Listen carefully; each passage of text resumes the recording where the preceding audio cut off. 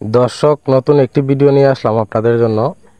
অনেকেই যে গুল পিলার আছে, এই গুল পিলারগুলা মিলাইতে পারেন না। তার কিভাবে মিলাইতে পারবেন, এটার সঠিক একটি পদ্ধতি। আপনারা কি করবেন, যদি পিলারটা শুকিয়ে যায় তাহলে অবশ্যই একটি তার নেবেন। তার নিয়ে তার দিয়ে এভাবে ঘষলে অবশ্যই আপনারা পিলারটিকে কোনো জায়গায় যদি বেশ কম থাকে তাহলে অবশ্যই মিলাইতে পারবেন। অনেকেই গজ অথবা পাট্টা দিয়ে মিলাইতে পারেন না। তো আমি আজকে এই গুল পিলারটি করার সহজ একটি পদ্ধতি নিয়ে আসলাম। আপনারা ভিডিওটি দেখলে অবশ্যই বুঝতে পারবেন। আর এখানে দেখতে পারতেছেন পিলারটি শুকিয়ে গেছে, তাই আমি তার দিয়ে এখানে গজ ফালাইলে দেখা যাইতেছে বেশ কম আছে। এই গজ দিয়ে কাটলে কিন্তু এটা শুকনা পিলার, এটা বেশি কাটাও যাবে না। তাই আমি আপনাদেরকে কিভাবে সহজভাবে এই পিলারটাকে মিলাইতে পারেন এই পদ্ধতিটা আজকে আপনাদেরকে পুরাটা ভিডিওতে দেখলে বুঝতে পারবেন। আর আপনারা যদি ইউটিউব চ্যানেল থেকে দেখে থাকেন তাহলে অবশ্যই সাবস্ক্রাইব করে দিবেন এবং ফেসবুক পেজ থেকে দেখে থাকলে অবশ্যই ফলো করে দিবেন। আর আমি ভিডিওগুলো অনেক কষ্ট করে বানাই কাজের ফাঁকে ফাঁকে। আপনারা যদি সহযোগিতা করেন এবং ভিডিওগুলো শেয়ার করে দেন তাহলে আশা করি আমার উপকার হবে।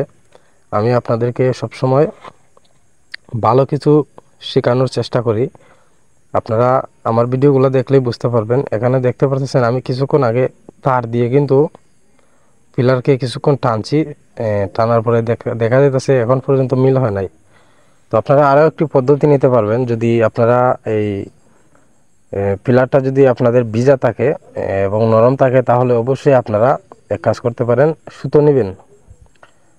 তার না নিয়ে সুতা নেবেন। আর যদি পিলারটা শুকনো থাকে তাহলে অবশ্যই তার দিয়ে করবেন, তাহলে তার দিলে প্লাস্টারটা অতি তাড়াতাড়ি কাটে। আর যদি সুতা নেন, ভিজা দেওয়ালে সুতা নিলে অবশ্যই ভালো হবে। যে তার দিয়ে কাটতে পারবেন না, তার দিয়ে কাটলে বেশি কেটে যাবে। তাই এখানে আমি কিছুক্ষণ আগে তার দিয়ে কাটছি, দেখা যাইতেছে পাটটা মিলানোর পর কিছু গাতা আছে, এখানে আমি ভরে দিতেছি। দেখতেই পারতেছেন। আমার হেল্পার আমাকে জিজ্ঞাসা করছিল যে ভাই তার দিয়ে টানলে কি হয়। আমি এটা আপনাদেরকে ভিডিওর মাধ্যমে দেখাইতেছি আর আমার হেল্পারকেও বুঝাইতেছি আমি যে এখানে তার দিয়ে করলে কি হয়। আমি একটু মাপ দিয়ে দেখলাম নিচ এবং উপর ঠিক আছে কিনা।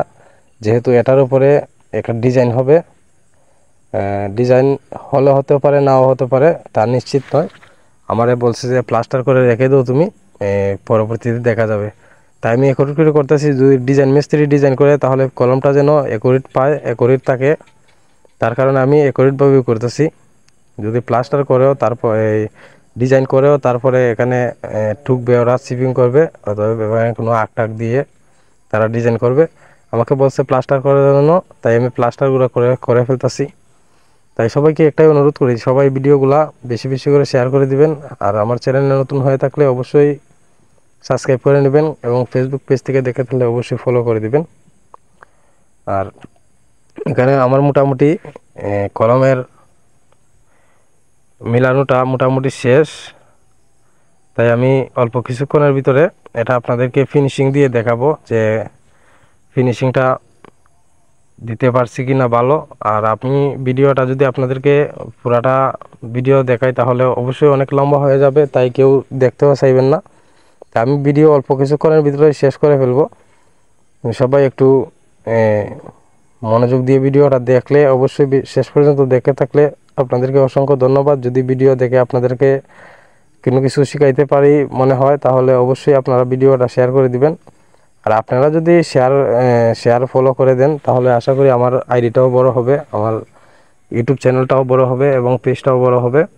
তাই আপনাদের কাছে অনুরোধ রইল সবাই একটু সাপোর্ট করে পাশে থাকবেন, যেহেতু আমার চ্যানেলটাও নতুন, পেজটাও নতুন। তাই সবার কাছে অনুরোধ রইল।